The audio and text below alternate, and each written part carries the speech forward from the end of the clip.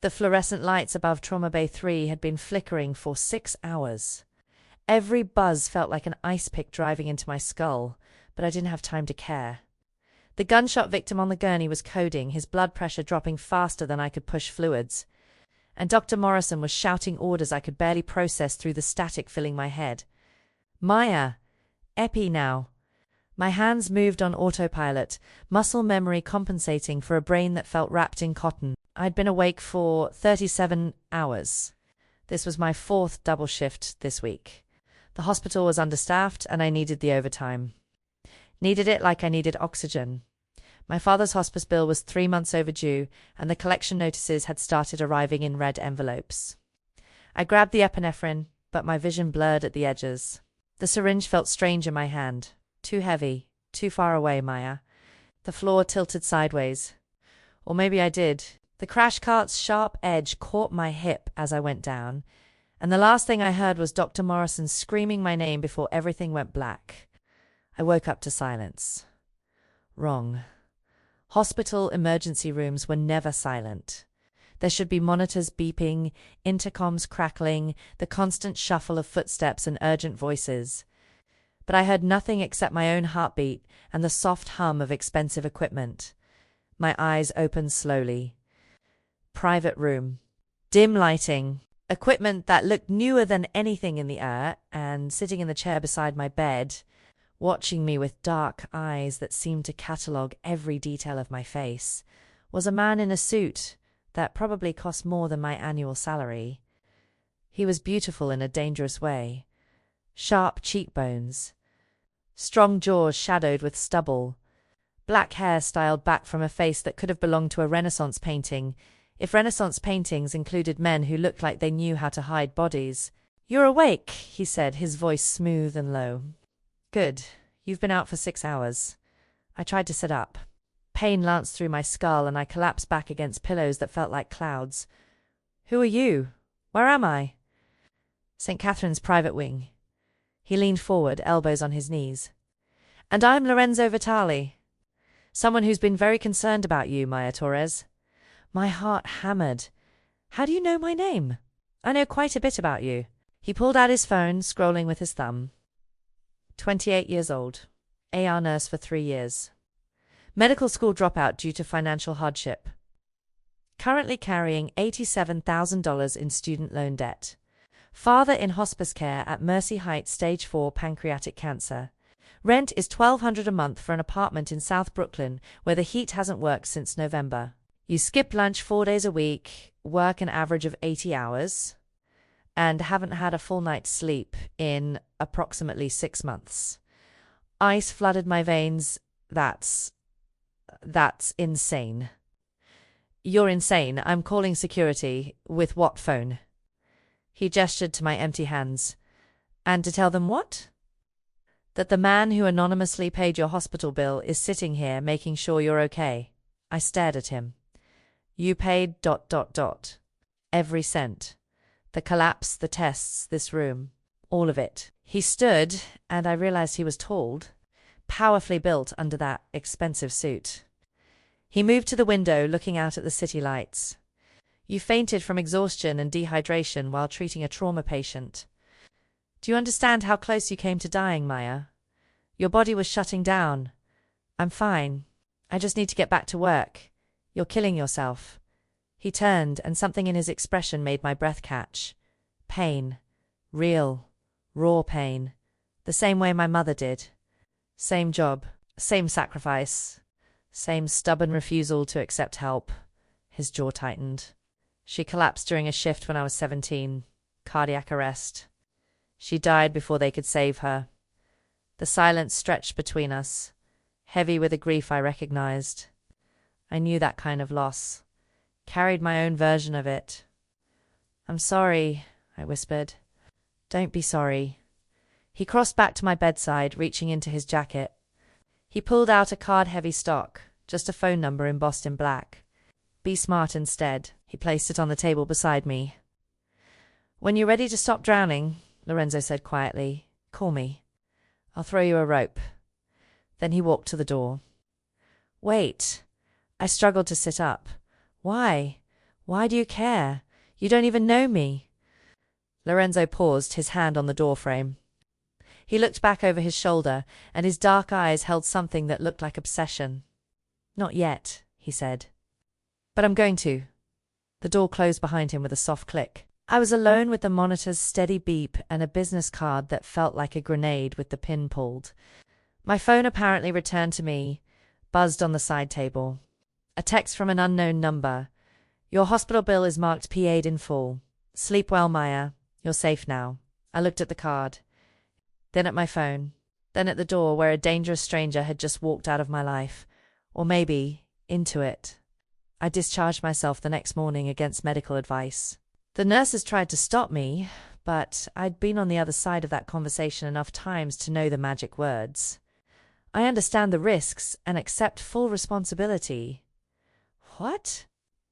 I didn't understand was how my hospital bill, which should have bankrupted me, was completely paid, or who Lorenzo Vitali really was, or why a man in an expensive suit knew every humiliating detail of my financial catastrophe. I tried to forget about him, tried to focus on work, on my father, on the thousand small fires constantly burning in my life. But forgetting became impossible when things started changing. My landlord knocked on my door 3 days later. Tony hadn't knocked in 8 months. Usually he just slid violation notices under the door. It's fixed, he grunted, avoiding eye contact. Plumbing too. And I'm, waiving last month's rent. We're good. I stared at him. What? Just... Consider it done. He backed away like I was contagious. And Maya? You got friends in high places, good friends. Keep him happy. He disappeared down the stairs before I could respond. That afternoon, my car, which hadn't started in a week, suddenly roared to life on the first try. The mechanic I called said someone had already paid for a full service. Generous boyfriend you got, he said, winking. I didn't have a boyfriend. I had a stranger who apparently paid my bills and fixed my life without asking permission. The envelope appeared on my kitchen counter that evening. I'd locked the door, I was sure of it. But there it sat, manila and official-looking, with my name written in bold black ink. My hands shook as I opened it. Photographs, professional quality, time-stamped and dated. Me leaving the hospital after a night shift, exhaustion carved into every line of my face. Me at the grocery store, comparing prices, putting things back I couldn't afford. Me at my father's hospice, reading to him while he slept. Me at 3 a.m. in my apartment, crying over bills spread across my kitchen table. Someone had been watching me, for weeks. At the bottom of the stack was a note in that same masculine handwriting. You work 80-hour weeks. Skip meals. Sleep 4 hours a night. You're on the same path as my mother. I'm stopping it. Eli grabbed my phone with shaking hands and dialed the number on his card. He answered on the first ring. Maya, you're stalking me. My voice came out higher than I intended. This is insane. This is illegal. Look out your window. What? Your window? Look outside. I crossed to the window, phone pressed to my ear. A black SUV was parked across the street, windows tinted dark. As I watched, the driver's side door opened. A man in a dark suit stepped out, and even from 3 stories up, I could see the bulge of a shoulder holster under his jacket. He looked up at my window and raised his hand in a small wave. That's Marco. Lorenzo's voice in my ear was calm, conversational. He's been watching you for 3 weeks, making sure you're safe. Safe from what? I couldn't catch my breath. I'm not in danger. I'm just killing yourself slowly, he interrupted. Working yourself to death for a system that doesn't care if you live or die. My mother did the same thing. She collapsed at work, dead before they could save her. His voice went cold. I won't watch it happen again. You can't decide to fix my life without permission. I can do exactly that. No apology, no hesitation, and I am. Your landlord will never bother you again. Your car will work. Your father's hospice bills are handled. Everything that was drowning you is handled. I should hang up? Should call the police? Should run? Instead, I whispered, why? Silence stretched for a long moment. Then, have dinner with me. Tonight, I'll answer every question you have. Complete honesty, even the answers you won't like. And if I say no, then I'll respect that. A pause. But Marco stays. And your life stays fixed. Because I protect what's mine, Maya. Whether you've accepted it yet or not. My heart hammered. I'm not yours. Not yet, he agreed, and I heard the smile in his voice. 7 o'clock? I'll send a car. Wear something comfortable. I haven't said yes. My phone buzzed with an incoming text. I pulled it away from my ear. A message from the hospice. Account paid in full. 3 months of overdue payments cleared. Your father is secure. I looked at the SUV outside. At the envelope of photos. At the text message that meant my father wouldn't be discharged to die alone in my apartment. I put the phone back to my ear. 7 o'clock, I said quietly. But Lorenzo, yes? If you're lying to me, if this is some kind of game. It's not a game, he said, his voice dropping to something that sounded like a vow. It's an obsession. And you're about to understand exactly what that means. He hung up. I stood at my window watching Marco get back into the SUV and realized I'd just agreed to have dinner with a man who'd been stalking me for weeks. A man who knew everything about me. A man who'd just paid 3 months of my father's hospice bills without blinking. I should be terrified. So why did I feel relieved? The car that picked me up wasn't the SUV. It was a sedan, sleek, black, with leather seats that probably cost more than my monthly rent. Marco drove in silence, his eyes constantly scanning mirrors, and I realized this wasn't just transportation. It was protection. We pulled up to Maurizio's, an Italian restaurant I'd walked past 100 times but never entered. The kind of place with prices that weren't listed on the menu because if you had to ask, you couldn't afford it. But tonight, the windows were dark except for candlelight flickering inside. It's closed, I said. For everyone else. Marco opened my door. Mr. Vitali is waiting. The restaurant was empty. One table set near the window, candles casting warm light across white linens and crystal glasses.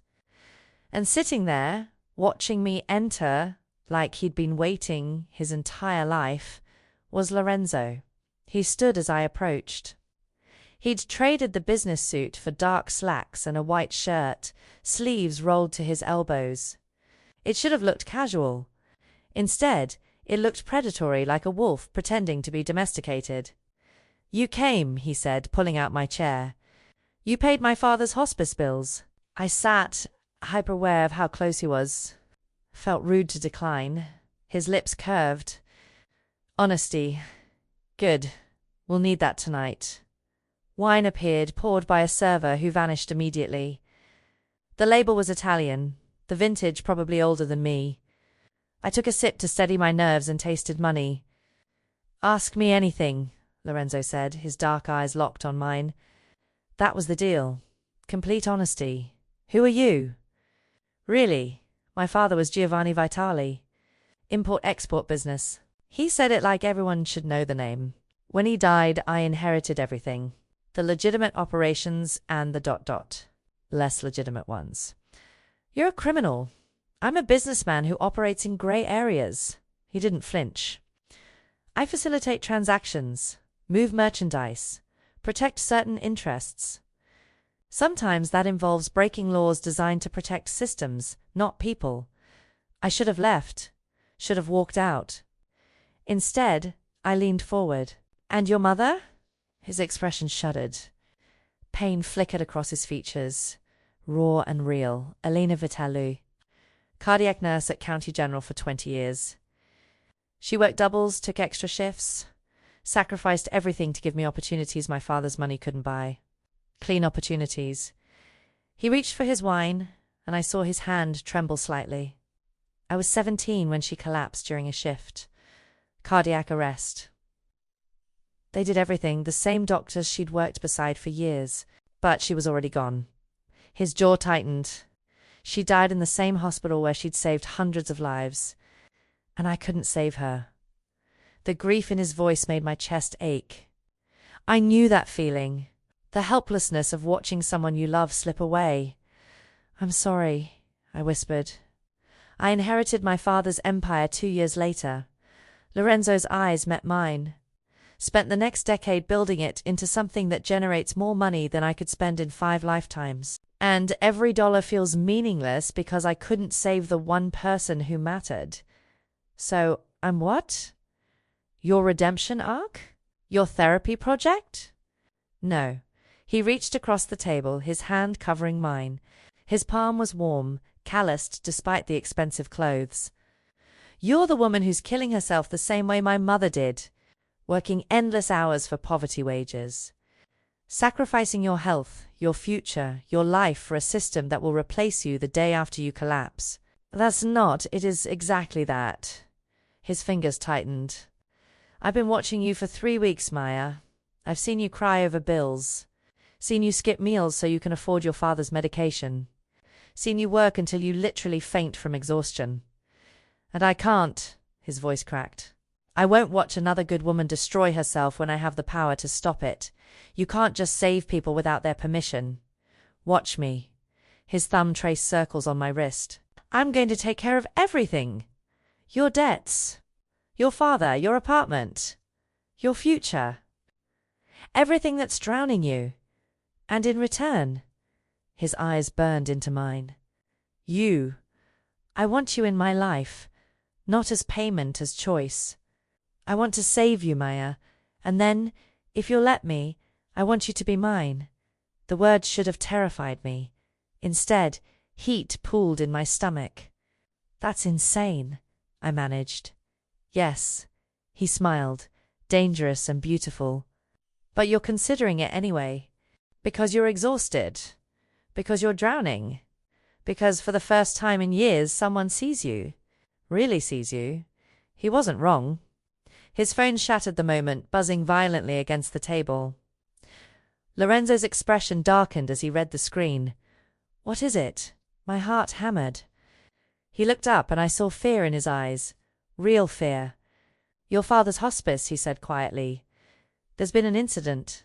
Need to go now. The car ride was silent except for Lorenzo's rapid-fire Italian into his phone.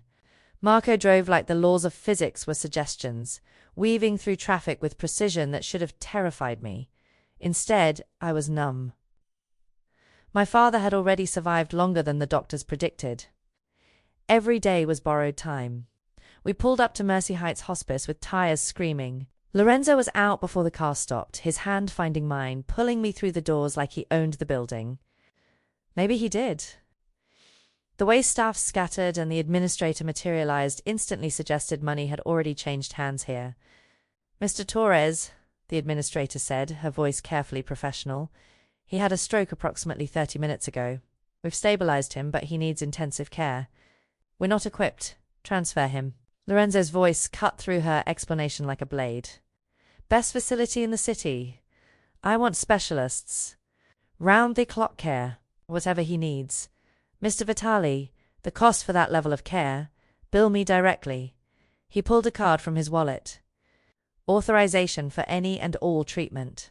No limits. The administrator's eyes widened. She knew that name.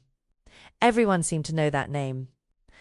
I need to see him, I managed, my voice breaking. They let me in.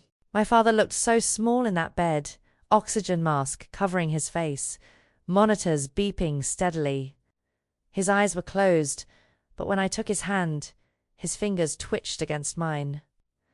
I'm here, Dad, I whispered. I'm here. You're going to be okay. I didn't know if I was lying. Lorenzo stood in the doorway, giving me space, but watching. Always watching. The administrator returned with paperwork. Transfer orders.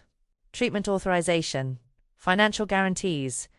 The cost per day made my vision blur. $5,000. Every single day. I did the math automatically. Terrible habit. I'd never be able to pay this back. Not in my lifetime. Not in 3 lifetimes. Sign here, Miss Torres, the administrator said gently. For the transfer consent. My hand shook so badly I could barely hold the pen. Lorenzo's hand covered mine, steadying it, guiding my signature. The touch was warm, grounding. He'll have the best care, Lorenzo murmured against my ear. I promise you. After they wheeled my father awake carefully, professionally, expensively, I stood in the empty room and felt everything crash down at once. The exhaustion, the fear, the weight of debts I'd never escape. The knowledge that I was accepting help from a man who'd been stalking me, a criminal who'd bought his way into my life. I should protest, should refuse, should maintain some shred of dignity. Instead, I started crying. Lorenzo's arms wrapped around me before I could collapse. He pulled me against his chest, one hand in my hair, the other around my waist. He didn't tell me it would be okay, didn't offer empty platitudes. He just held me while I broke apart. I can't pay you back, I sobbed into his expensive shirt. Not ever. This is too much. It's all too much. I don't want payment. His voice was rough, fierce. I want you to stop carrying this alone. We stood like that for minutes or hours. Time felt meaningless.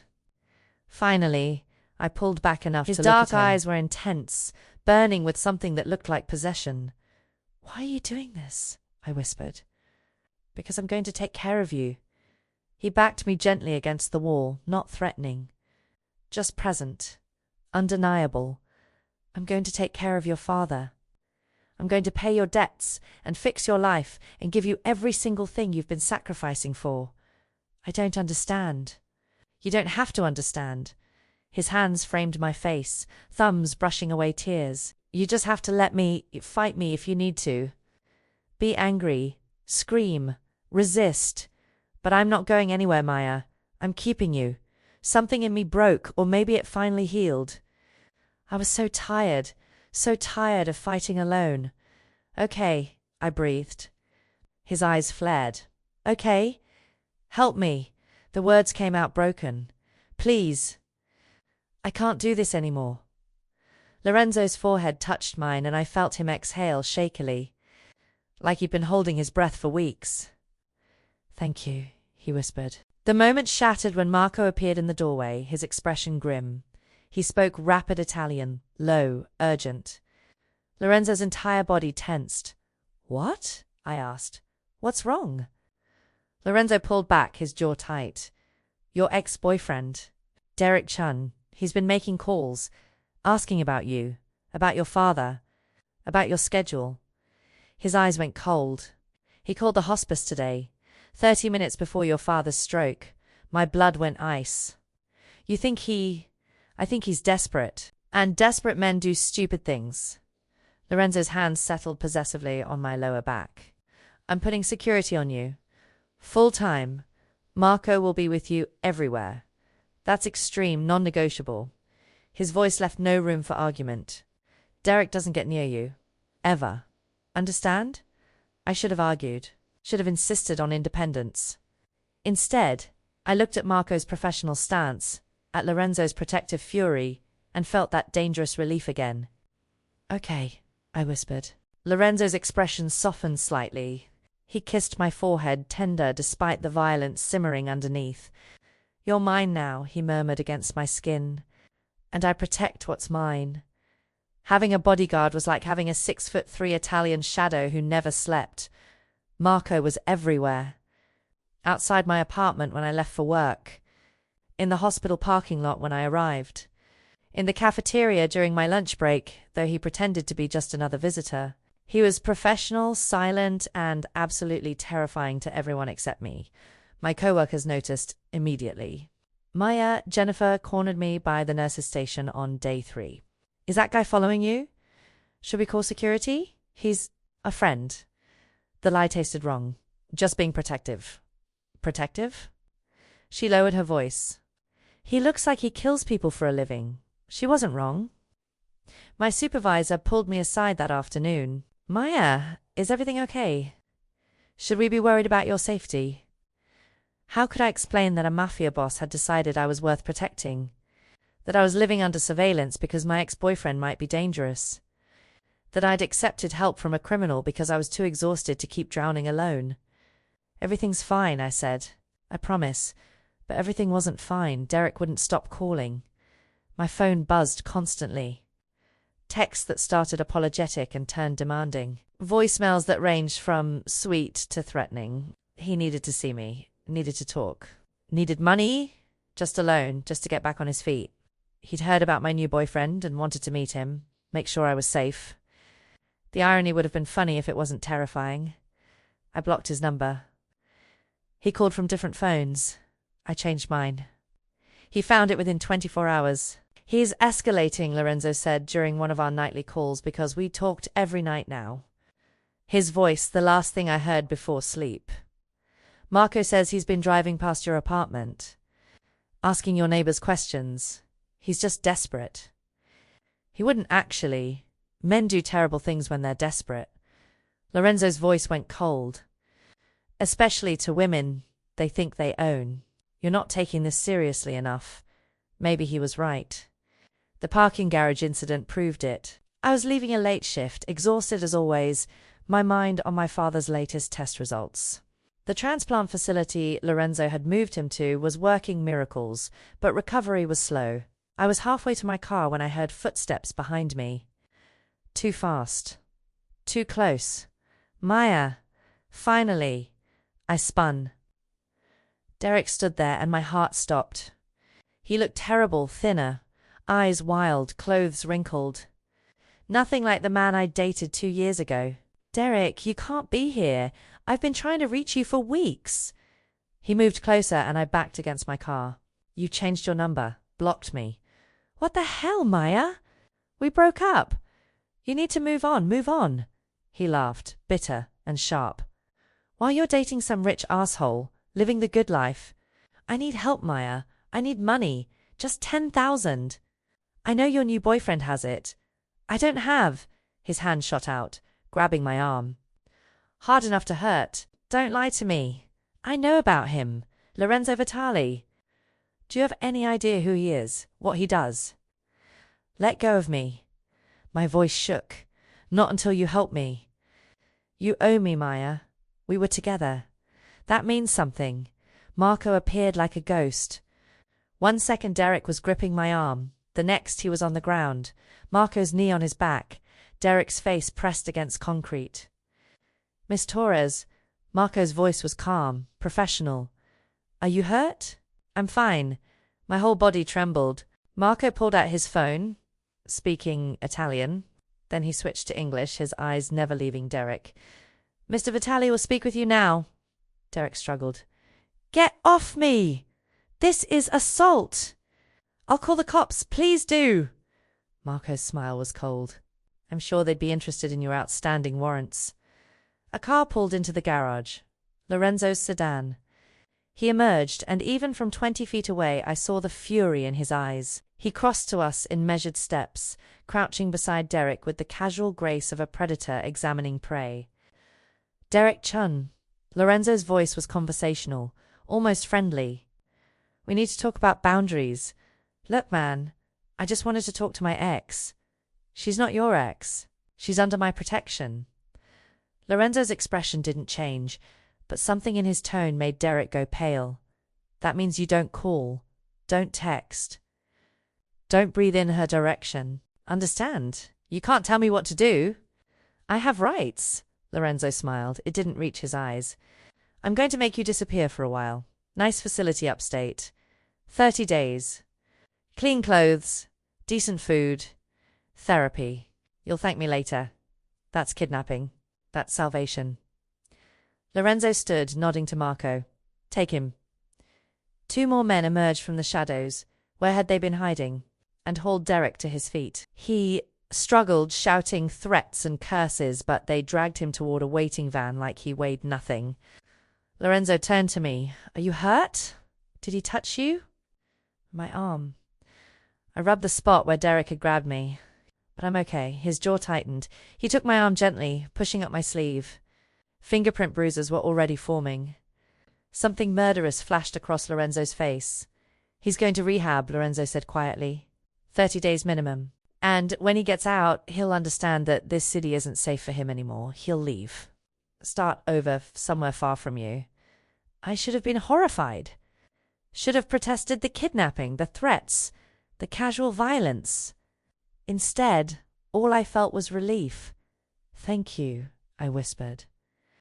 Lorenzo pulled me against him, and I melted into his warmth. "You're mine, Maya," he murmured into my hair. "Anyone who touches you answers to me." And God help me, I believed him. I couldn't sleep. Derek was gone, shipped off to some facility upstate where Lorenzo's money guaranteed he'd stay for at least 30 days. My father was stable, improving even, in a transplant center that looked like a 5-star hotel. My debts were paid. My apartment was fixed. My life had been completely transformed in 3 weeks. So why did I feel like I was standing on the edge of a cliff? At midnight, I gave up on sleep and called him. Lorenzo answered on the first ring. "Maya, what's wrong? I need to talk. In person." Silence. Then, "I'll send a car. I can drive. Marco's already on his way." 20 minutes later, I stood in Lorenzo's penthouse for the second time. The city sprawled below us, a million lights trying to push back the darkness. Lorenzo stood by the windows in dark pants and a t-shirt, the most casual I'd seen him. It made him look younger, almost vulnerable. "You couldn't sleep," he said. "I looked you up. I stayed near the elevator, maintaining distance." "Really looked you up?" "An FBI's investigation, it went nowhere." "Money laundering allegations. Connections to organized crime families. The Vitali name appears in sealed court documents going back 40 years. He turned to face me. And you're not a businessman, you're a criminal." "Yes. No hesitation. No deflection. I facilitate illegal transactions. Move merchandise, sometimes drugs, sometimes weapons, sometimes information. I protect certain interests through intimidation and occasionally violence. I've hurt people who threatened my family. I'll hurt more if necessary." The honesty was brutal. Most people would have made excuses, softened the truth. Lorenzo just laid it bare. "You kidnapped Derek. I sent him to rehab. There's a difference. Not legally. Legally, he grabbed you in a parking garage. Left bruises." Lorenzo's voice went hard. I showed restraint. Most men in my position would have killed him. My breath caught. "Have you killed people?" "Yes." The single word hung in the air. I should run. Should call the police. Should do anything except stand here feeling safer with admitted killer than I'd felt in years. "Why am I not terrified of you?" I whispered. Lorenzo moved closer. Slowly, like approaching something wild. "Because you're smart enough to know the difference between dangerous to you and dangerous for you. I would burn this city down before I let anyone hurt you, Maya. But I would never hurt you myself. How do I know that?" "You don't." He stopped a foot away. "You have to trust me. Or walk away. Those are your only options." I looked into his dark eyes and saw the truth there, the obsession, the possession, the absolute certainty that I belonged to him. I should walk away. Instead, I closed the distance between us and kissed him. He made a sound surprise or relief or hunger, and then his arms were around me, pulling me against him. The kiss was claiming, desperate, full of weeks of tension finally breaking. His hand slid into my hair, tilting my head back, and I melted into him completely. When we broke apart, we were both breathing hard. "I'm keeping you," Lorenzo said roughly. "I'm going to take care of you, protect you, give you everything. And in return, I want all of you, not just your body. Your trust, your future, everything." "That's insane." "I know." He kissed me again, softer. "But you want it too. You're exhausted from fighting alone. Let me fight for you instead." God help me, I wanted exactly that. His phone shattered the moment. Lorenzo's expression darkened as he answered, listening. He spoke rapid Italian, his tone deadly cold. "What is it?" Fear crept up my spine. He lowered the phone, and I'd never seen him look this serious. "Rival family, the Kuzlovs. They know about you. They've been watching, gathering information. They're going to try to use you to get to me." My mouth went dry. "What does that mean?" "It means you're in danger." He gripped my shoulders. "Real danger. The kind Marco can't protect you from alone." His jaw tightened. "Pack a bag. You're moving in here. Tonight. Lorenzo. Non-negotiable. Command, not request." They know where you live, where you work, your patterns. Here you'll have building security, my men, me. You'll be safe. I have work tomorrow. Marker will take you. Back up. He pulled me close. I won't lose you, Maya. I can't. So you're staying here where I can protect you properly. I should have argued. Should have insisted on independence. But I'd seen the fear in his eyes. Real fear. Okay, I whispered. I'll stay. Living in Lorenzo's penthouse was like being trapped in a 5-star hotel. Everything was perfect. Too perfect. My own suite with a view that costs more than most people's houses. A closet filled with designer clothes that appeared overnight in my exact size. A bathroom with heated floors and a shower that had more settings than my car. Fresh flowers every morning. Coffee waiting when I woke up. Staff who materialized and vanished like ghosts. It was suffocating. I couldn't go anywhere without an escort. Couldn't make a decision without consulting security. My work schedule was adjusted. Fewer hours, better shifts, all arranged through mysterious phone calls I wasn't part of. My father was moved to an even better facility, one with armed guards at every entrance. Everything was managed, controlled, decided for me. After 2 weeks, I was ready to explode. I'm not your prisoner, I told Lorenzo during yet another argument about my schedule. He wanted me to skip work entirely for a week. Security concerns, he'd said. No. Lorenzo stood by his desk, wearing that expensive suit like armor. You're my responsibility. There's a difference. Not to me. I paced his living room, anger and frustration boiling over. You've taken over my entire life. I can't breathe without 3 men in suits watching me. They're keeping you safe. I don't want to be safe like this. My voice cracked. I want to make my own choices. Go to the grocery store alone. Drive my own car. Live my own life.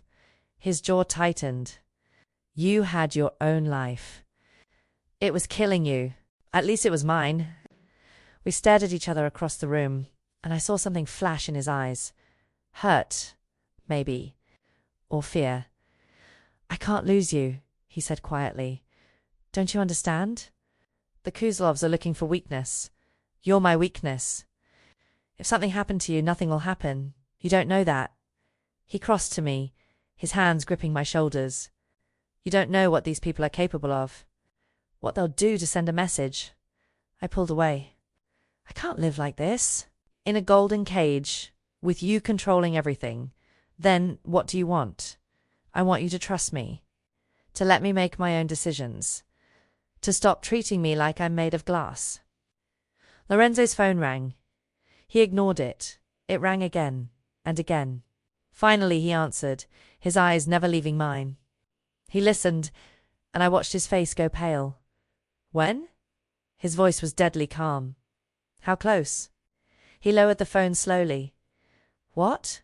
My heart hammered. What happened? Your father's facility.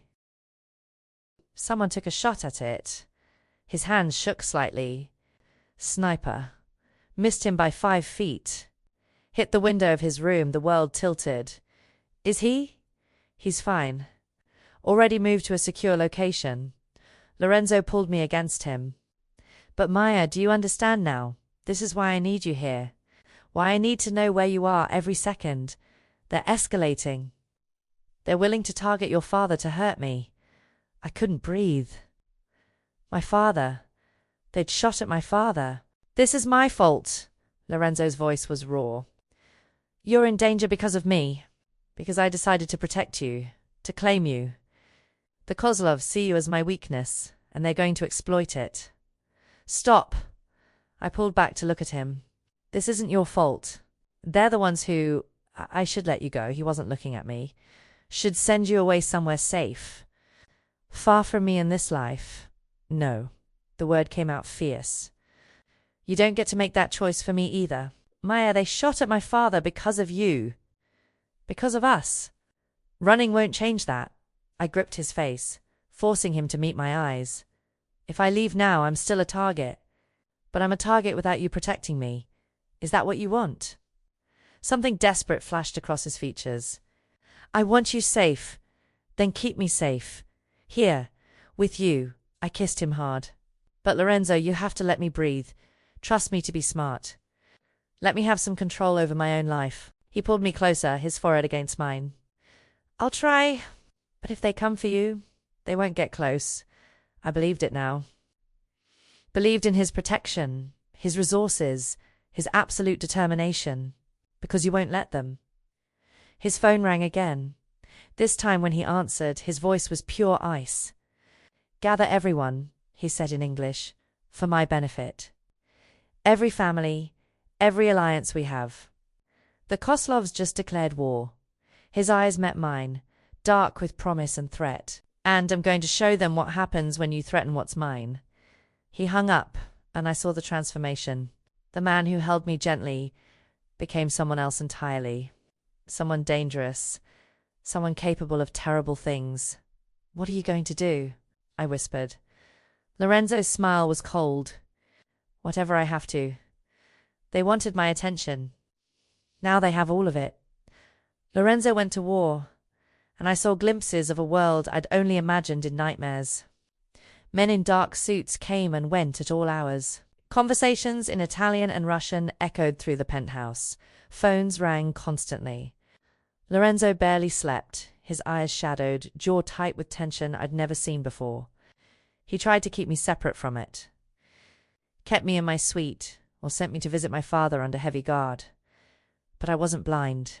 I saw the blood on his shirt collar one morning. Saw Marco with fresh bruises and split knuckles. Heard the tail end of a phone call where Lorenzo spoke in a tone so cold it made my skin prickle. I don't care about collateral. I care about sending a message.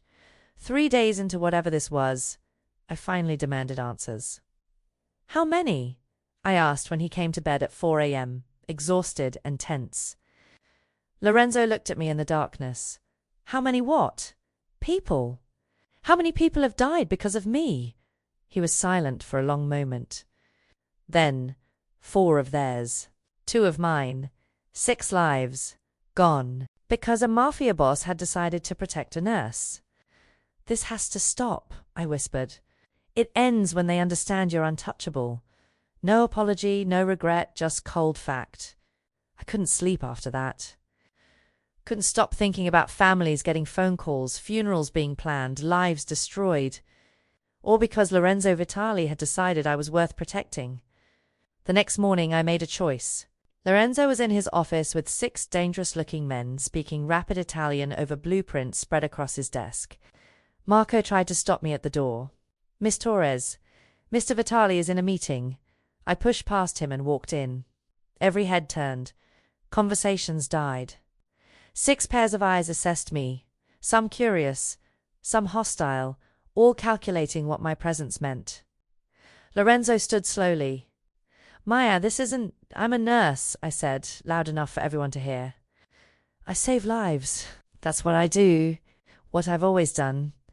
I looked at each man in turn. But I'm also his. My eyes found Lorenzo's. If protecting me costs lives, then end this. Make whatever deal you have to make. I'm not worth a war. Silence crashed through the room like a physical weight. Out, Lorenzo said quietly. Everyone out. Now. They left quickly, Marco closing the door behind them. Lorenzo and I stood alone in the sudden quiet. You don't get to decide what you're worth to me, he said, his voice rough. 6 people would be 60 if necessary. 600. 6,000. He crossed to me, his hands framing my face. Don't you understand? You're not just some woman I'm protecting. You're my redemption. You're the reason I'm not just my father's son. The reason I can look in the mirror and see something besides a monster. Tears burned my eyes. People are dying. People die in my world every day. For territory, for money, for pride, his thumbs brushed away my tears. At least these deaths mean something. They're protecting you, protecting us. That gives them more meaning than most violence in this city ever has. His phone rang. He ignored it. It rang again. Finally he answered, listening. His expression shifted surprise, then calculation. They want a meeting, he said, lowering the phone. The Kozlovs. They're calling for a truce. Relief flooded through me. That's good, right? Maybe. His jaw tightened. They want to meet tomorrow. Neutral location. To negotiate terms. He looked at me, something dark in his eyes. And they're demanding you be there, as proof you're unharmed. My stomach dropped. Why? To see what they're up against. To understand why I'm willing to go to war. Lorenzo pulled me close. It's a trap, Maya. Has to be. They want you in the open where they can. Then I'll go. The words came out before I could second-guess them. Absolutely not. If it ends this war, I'll go. I met his eyes. You can have Marco there. 12 guards. Whatever you need. But if my presence stops people from dying, then I'm going. Lorenzo looked at me like I'd just volunteered for a suicide mission. Maybe I had. You don't know what you're agreeing to, he said quietly. Then tell me, what happens at this meeting? His expression was grim. They'll test you. Try to break you. Try to understand what makes you valuable enough to risk everything for. His hands tightened on my waist. And if they sense weakness, if they think they can use you against me, they can't. I said it with more confidence than I felt. Because I'm not afraid of them. I'm only afraid of losing you. Something fierce and possessive flared in his eyes. He kissed me hard, claiming, desperate. Tomorrow, he murmured against my lips. And Maya? Stay close to me. No matter what happens, stay close. I nodded, ignoring the fear crawling up my spine. Tomorrow, I'd walk into a room full of criminals and prove I was worth the war Lorenzo had started for me. I just hoped I was right. The meeting was held in a warehouse that smelled like oil and old blood. Neutral territory, they'd called it. Felt more like a execution ground. Lorenzo kept me close, his hand on my lower back as we entered. Marco and 4 other men flanked us, all armed, all scanning for threats. Across the concrete floor, the Kozlovs waited, 12 men in dark coats surrounding one man in the center. Konstantin Kozlov was older than I expected. Late 50s, grey hair slicked back, wearing a suit that cost as much as Lorenzo's. His smile was cold as winter. Vitali, he said in accented English. You brought her. Good. We sat at a metal table, Lorenzo and me on one side, Konstantin on the other. His men formed a wall behind him. The air was thick with tension and the promise of violence. Konstantin studied me like I was a specimen. So this is the nurse. The one worth starting a war over. His eyes raked over me. She must be extraordinary in bed. Lorenzo's hand on my knee was the only thing that stopped me from slapping him. Under the table, his fingers dug in hard enough to bruise. A warning. The deal, Lorenzo said, his voice ice. State your terms. Territory on the South Docks. 20% of the port revenue. And 5 million in reparations for our losses. The numbers were staggering. Lorenzo didn't flinch. Agreed, he said. On the condition that she remains untouchable. Permanently. Any move against her or anyone she cares about voids the truce. Acceptable. Konstantin leaned back. But I have one more condition. Here it was. The trap Lorenzo had warned me about. I want an hour with her, Konstantin said. Just to talk. To understand what makes her so valuable that you'd burn your empire for her. No. Lorenzo's voice could have cut steel. Then no deal. Konstantin shrugged. And tomorrow I target the hospice where her father recovers. The day after, the hospital where she works. Eventually, I'll get to her. Or you'll get so many bodies that even your lawyers can't make them disappear. My heart hammered. Lorenzo's jaw was so tight I thought it might shatter. 1 hour, I said before Lorenzo could refuse. In a public place, with Marco present. Maya Lorenzo turned to me, and I'd never seen him this afraid. It's okay, I whispered. Trust me. The hour that followed was the longest of my life. Konstantin took me to a cafe 3 blocks away, public, but his men surrounded it. Marco stood near the door, hand inside his jacket. Konstantin ordered espresso and studied me with cold calculation.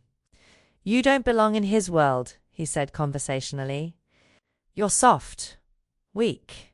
A liability. Maybe. I met his eyes. Or maybe I'm the only real thing in his life. The only person who sees him as more than a weapon or a bank account. He's killed people, personally, with his own hands. I know. And you're not afraid. I'm terrified, I admitted. But not of him. Of losing him. There's a difference. Constantine laughed. Genuine surprise. You actually love him. This isn't survival or money or fear. You love the monster. He's not a monster. He's a man trying to be better than his father. His father was my friend once. Constantine's expression darkened. Before Lorenzo killed him. The world stopped. What? He didn't tell you? Constantine smiled. Giovanni Vitali wasn't murdered by rivals. He was killed by his own son.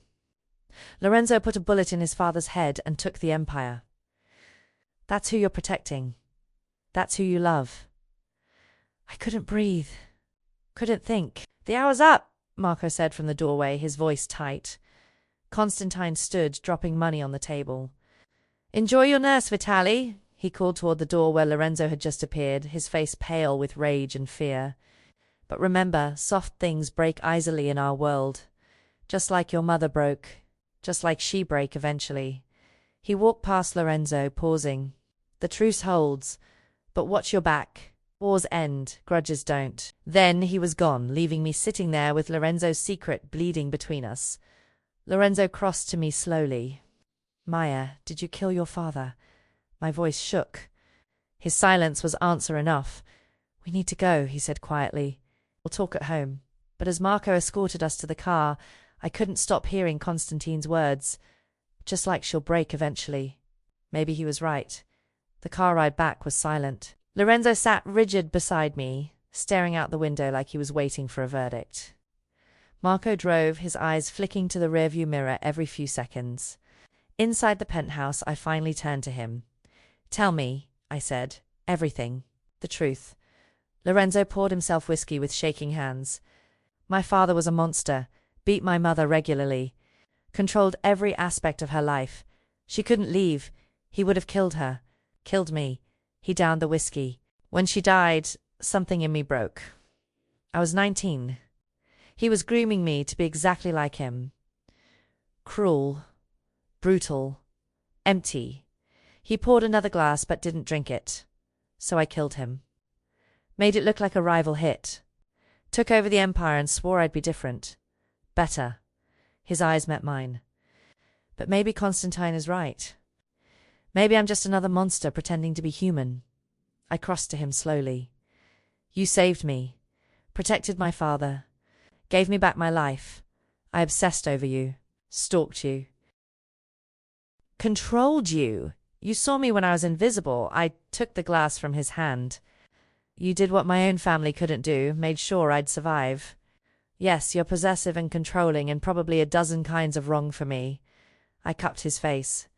But you're also the reason I'm still breathing. The reason my father is alive. The reason I have a future. I killed my father, Maya. To save yourself. To save your mother's memory from being destroyed by him. Tears burned my eyes. That doesn't make you a monster. It makes you a survivor, just like me. Something broke in his expression. He pulled me against him, burying his face in my hair. I don't deserve you. Good thing I'm not asking for permission. I pulled back to look at him. I love you, Lorenzo. The man who protects, who fights, who's trying desperately to be better than the violence that raised him. I love all of it. Even knowing what I've done. Especially knowing. I kissed him softly. Because you did those terrible things and still chose to save me. That's redemption. That's love. He kissed me, then desperate and claiming and full of promises I knew he'd keep. 1 year later, I stood in the free clinic Lorenzo had built in his mother's name, watching nurses treat patients who couldn't afford hospitals. The Lila Vitali Memorial Clinic served 300 people a week, all free, all professional, all funded by money that had once been used for violence. Doctor, Torres, a young nurse poked her head in. Your next patient is ready, Dr. Torres. I'd finished my degree. Lorenzo had insisted, paid for everything, and refused to let me argue. Now I split my time between the clinic and teaching at the university, living the life his mother never got to have. My phone buzzed with a text. Dinner at 7. Wear the blue dress. I have a surprise. I smiled. Lorenzo's surprises usually involved jewelry I didn't need and restaurants I couldn't pronounce. That night, in a private room overlooking the city, he got down on one knee. I'm not a good man, he said, holding out a ring that took my breath away. But I'm trying to be better. For you. Because of you. His eyes shimmered. Marry me, Maya. Let me spend the rest of my life proving I can be the man you deserve.